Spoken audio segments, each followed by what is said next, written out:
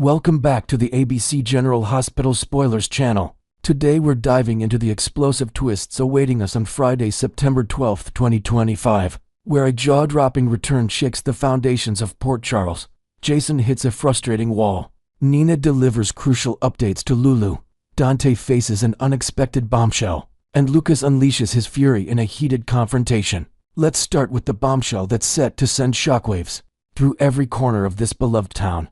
The astonishing return of Britt Westbourne. After what seemed like an eternity of uncertainty, Britt is poised to make her dramatic re-entry into Port Charles' life, thanks to Jason Morgan's heroic intervention. Picture this: Jason, ever the stoic guardian, swoops in at the 11th hour to disarm the deadly ankle bomb threatening her very existence.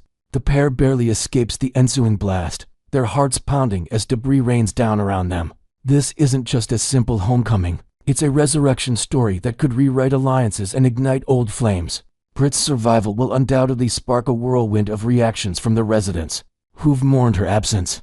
Her undead status might raise eyebrows, but let's be real, in a place like Port Charles, where death is often just a plot twist away, resurrections are practically a local tradition. We've seen characters cheat the Grim Reaper time and again, from long-lost siblings emerging from the shadows to presumed fatalities, walking back into family dinners. Yet, even in this soap opera haven of miracles, Britt's comeback feels uniquely charged. Imagine the stunned faces as she steps into familiar haunts like the Metro Court, or the Quartermain Mansion. Whispers will spread like wildfire, questions flying about her mysterious survival. Who orchestrated her disappearance? Was it a sinister plot tied to international intrigue, perhaps involving shadowy organizations that have plagued the town before? Adding layers to this intrigue, her return could unearth buried secrets from her past, like unresolved medical mysteries or hidden romances that were cut short.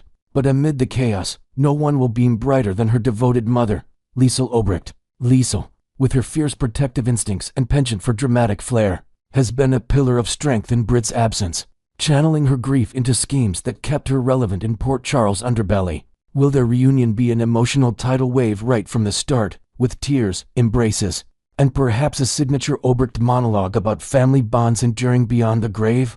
Or might external forces delay this heartfelt moment, forcing Liesel to navigate obstacles like hospital quarantines or rival family interferences? And let's not forget the inevitable interrogation. She will be the bold soul to corner Britt first, demanding answers about her improbable escape from death's door. Could it be a skeptical Anna Devane, piecing together clues from her WSB connections? Or maybe a betrayed ex-lover seeking closure? This return isn't merely a plot device.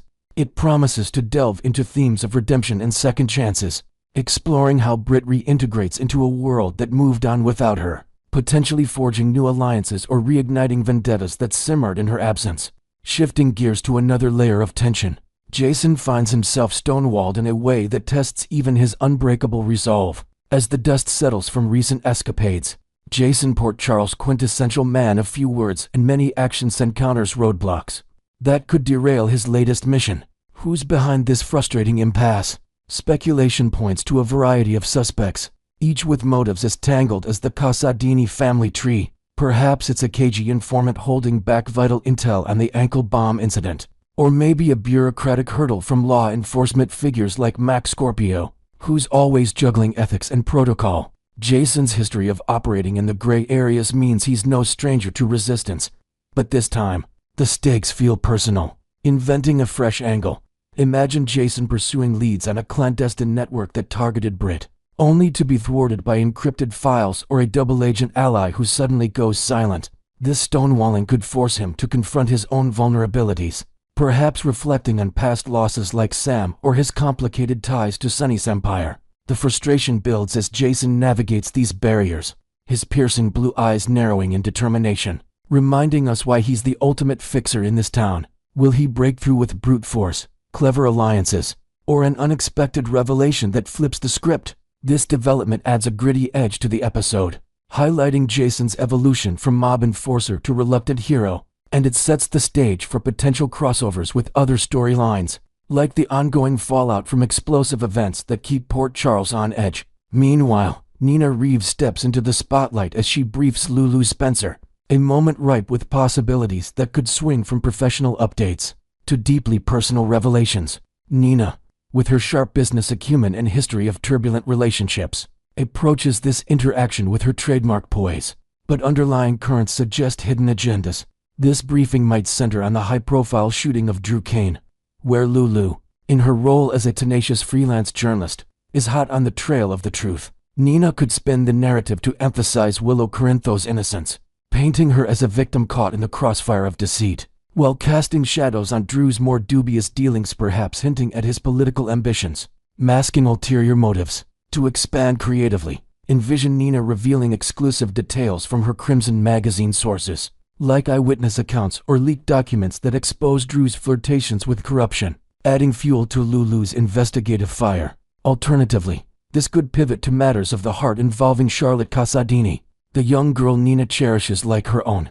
With Valentine Casadin's incarceration at Steinmauer looming large, Lulu's maternal instincts kick into overdrive. Determined to shield Charlotte from any reconnection orchestrated by the enigmatic Brennan, Nina, drawing from her own experiences of loss and redemption, might advocate for supervised visits, arguing that family ties, no matter how fractured, deserve a chance to heal. This conversation could unearth emotional depths, with Nina sharing invented anecdotes from her time bonding with Charlotte picnics in the park, or heartfelt talks about resilient Seth that underscore her genuine affection. As Lulu weighs Nina's words, the scene promises layered drama, blending journalistic ethics with parental dilemmas, and it might even hint at future collaborations or conflicts between these two strong-willed women, who share more history than they'd admit. While Lulu navigates her briefing with Nina, her ex-husband Dante Falconeri grapples with his own curveball when he's suddenly caught off guard. Dante, the dedicated detective with a heart of gold,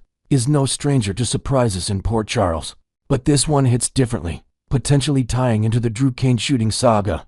Could he stumble upon a person of interest in a compromising situation, like overhearing a hushed confession or discovering incriminating evidence that points to an unlikely culprit? Adding inventive flair, picture Dante tailing a lead to a dimly lit warehouse, only to witness a secretive meeting that implicates someone close to home, forcing him to question loyalties he's long taken for granted. On another front, this shock might revolve around Joe Palmieri, the biological son he shares with Brooklyn Quartermain, whom he hasn't connected with in what feels like ages.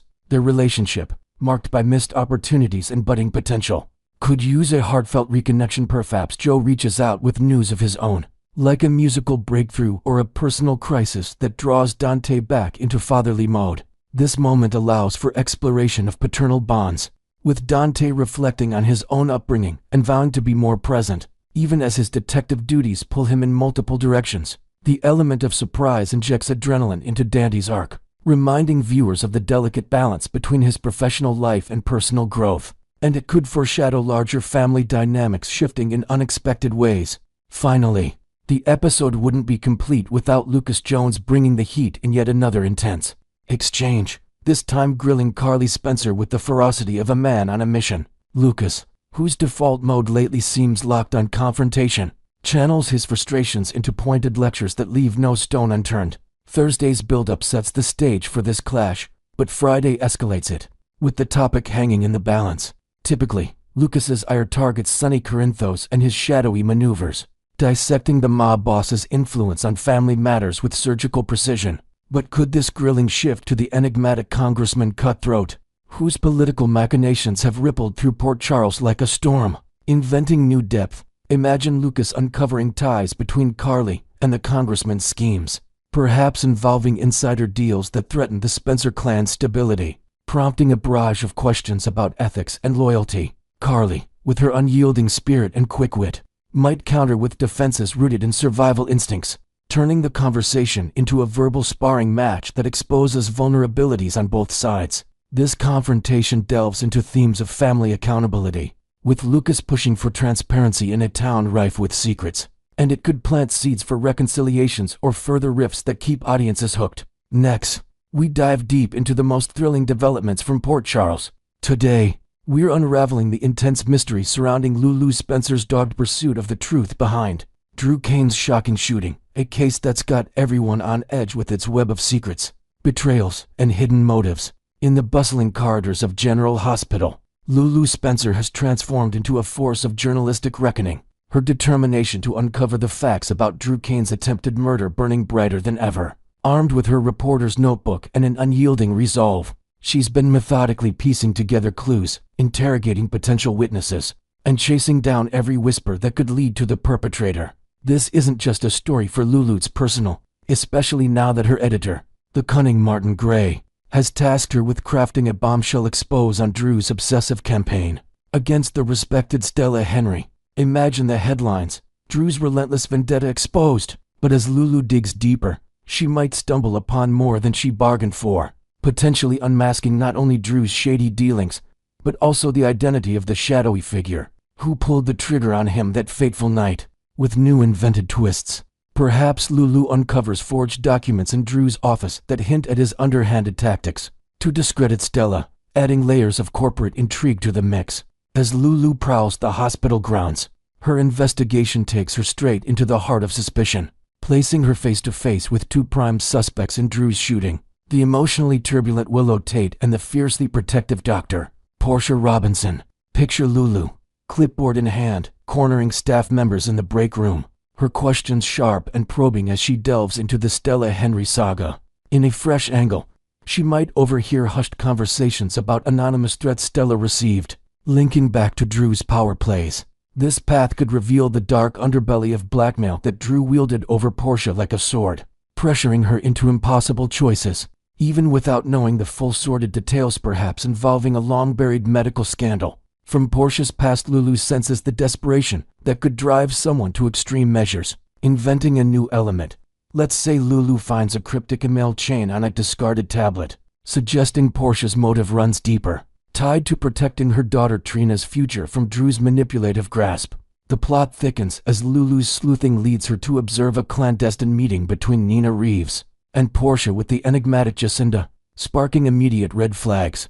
Could this trio be entangled in the infamous drugging incident that left Drew reeling months ago? Lulu's instincts scream conspiracy, especially when she recalls whispers of tampered drinks at a high society gala. Adding inventive depth, perhaps Lulu tails them to a dimly lit cafe outside town, where she eavesdrops on fragments of conversation about covering tracks and silencing loose ends, fueling her theory that they orchestrated the drugging to sabotage Drew's ambitions. This revelation positions Willow as the top suspect in Lulu's mind. Her fears of losing custody of her beloved children, Wiley and Amelia Corinthos, amplified by a slip from Harrison Chase.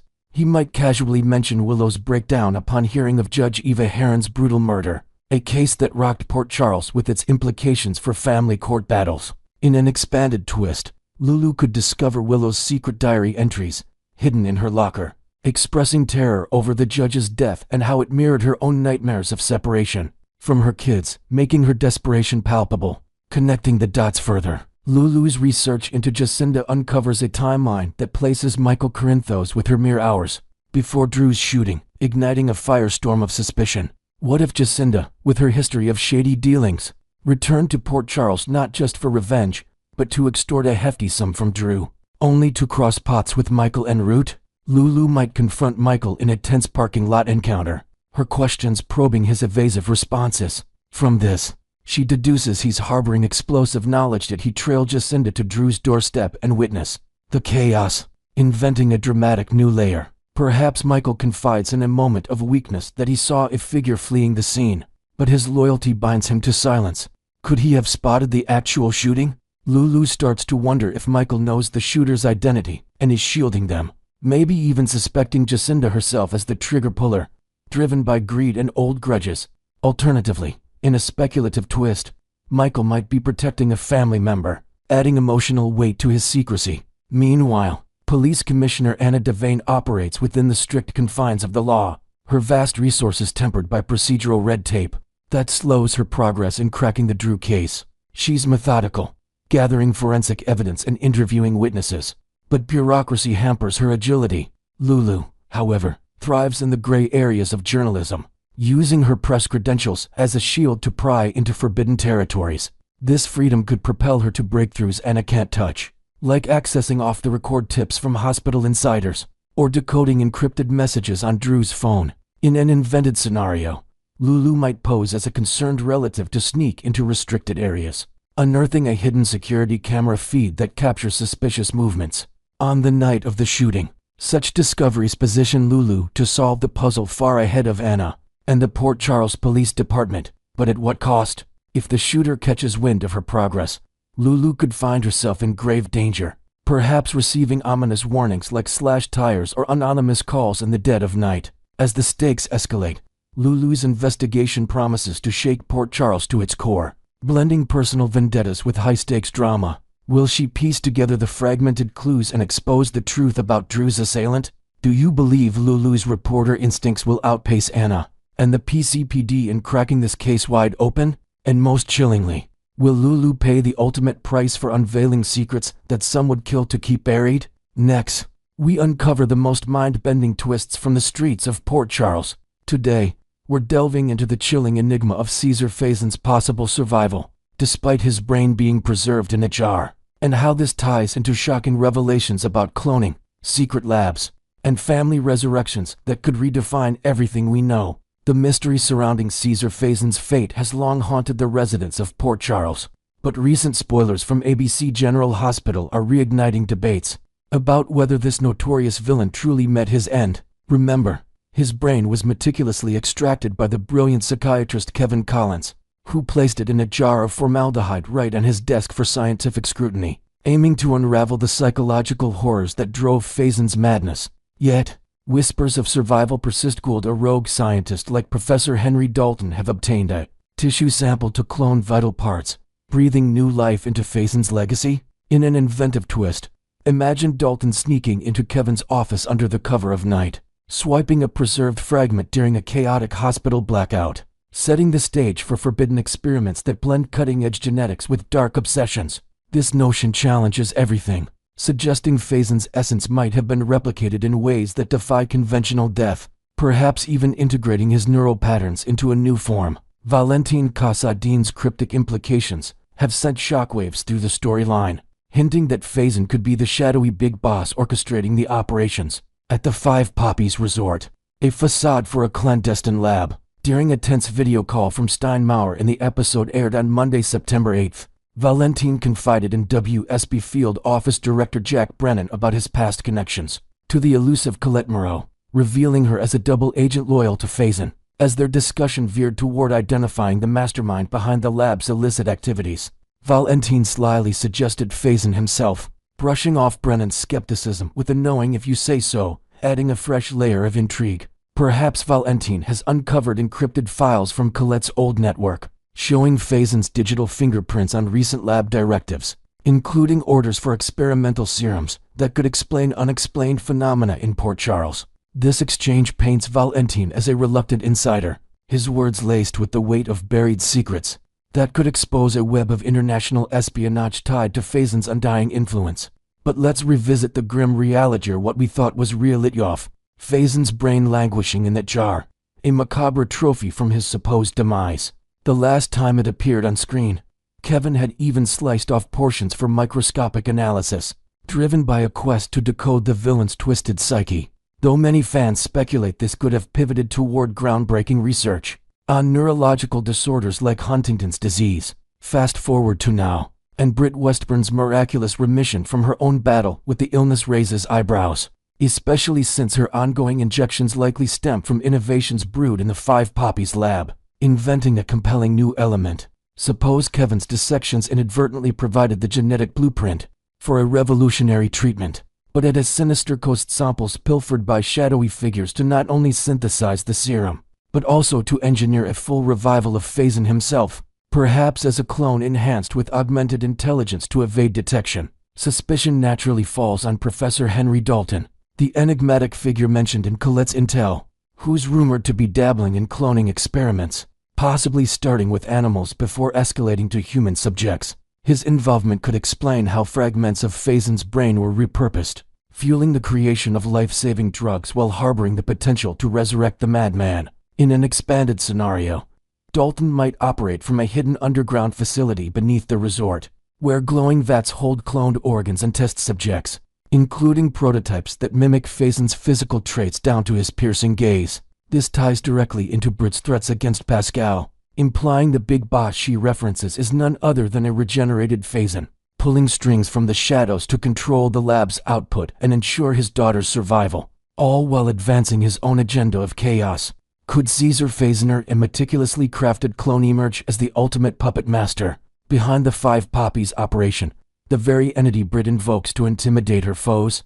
General Hospital spoilers tease that Faison's influence might persist through unconventional means, perhaps a digital consciousness uploaded into a new host. Even more startling, Britt's brother Nathan West is hinted to be alive in some eerie capacity, sparking theories of a memory transfer that could place Faison's mind into his son's body. Viewers witnessed Nathan's tragic death at his father's hands while protecting Maxie Jones, complete with a hero's burial and police honors, just as Faison was gunned down by Jason Morgan in defense of Carly Spencer. Yet, both seem poised for impossible comebacks, potentially courtesy of Dalton's cloning prowess. Inventing a dramatic new detail. Envision a secret exhumation where Nathan's remains were swapped with a synthetic duplicate, allowing Dalton to implant Faison's preserved brain patterns, resulting in a hybrid being that walks and talks like Nathan, but harbors the villain's ruthless cunning. As these threads weave together, the implications for Port Charles are explosive, blending science fiction with soap opera drama in ways that could upend alliances and unearth long-buried vendettas. What do you make of this wild possibility? As Faison truly cheated death through cloning, or some other nefarious method? Do you think Valentin's hints point to a cloned Faison as the big boss? Or is there an even bigger twist awaiting? And could Nathan's return mask the ultimate horror of his father's spirit taking over?